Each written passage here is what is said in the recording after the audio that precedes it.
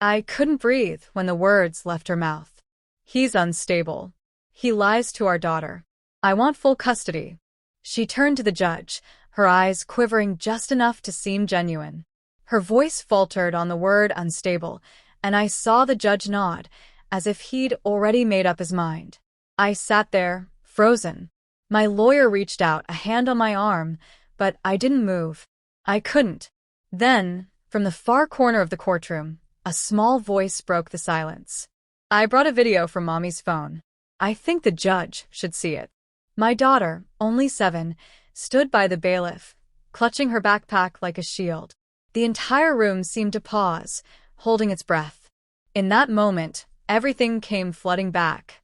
The notes she used to tuck in my lunchbox, drawn smiley faces, little love yous in her careful handwriting.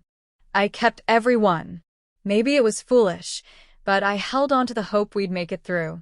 Even when she started coming home late from work, even when she began keeping her phone face down on the nightstand, I convinced myself it was just stress.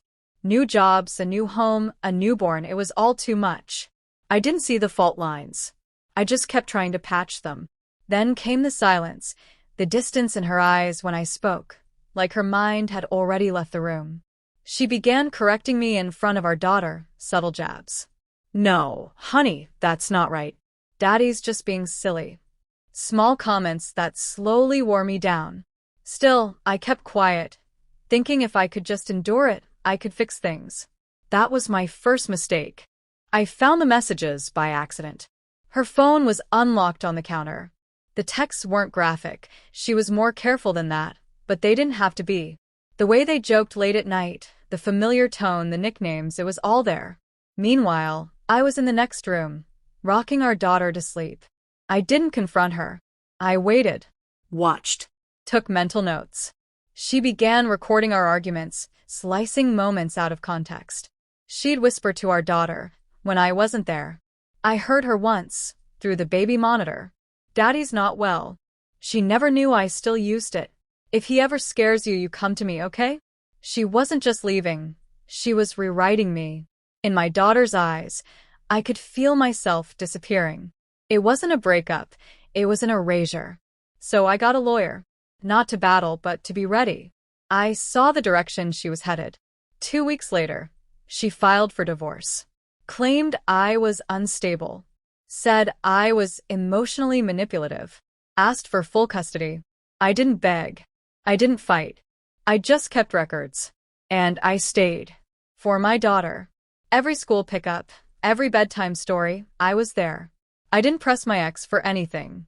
I asked my daughter instead. Did Mommy say anything funny today? Sometimes she had. I bought her a little video camera, said it was for her detective games. She loved pretending to be a spy. I never told her what to film. I didn't guide her. I just let her have fun. Then one day, she came to me with the camera. Mommy said something weird, she said. Wanna see? I watched it once. Then I saved it. Made 10 backups. In the video, her mother laughed with someone off camera. He thinks he's going to win, she said, wine glass in hand. Poor idiot. A few fake tears, and the judge is mine. I even taught Emma to say he yells. She smirked. They always side with the mom. I never confronted her. I told no one. I waited. When court came, she walked in dressed like grief itself, all in white. Her lawyer spoke, as if delivering a eulogy. He's manipulative, he said. Our client has recordings. The judge looked at me like I'd already lost. Then my ex began her performance. Cracked voice, glistening eyes, full of trembling claims. I'm just trying to protect Emma. And for a moment, my daughter almost believed her. I saw it in her eyes, doubt. Then Emma reached into her bag. I brought a video from Mommy's phone. I think the judge should see it. Silence. The bailiff took the device. The screen lit up.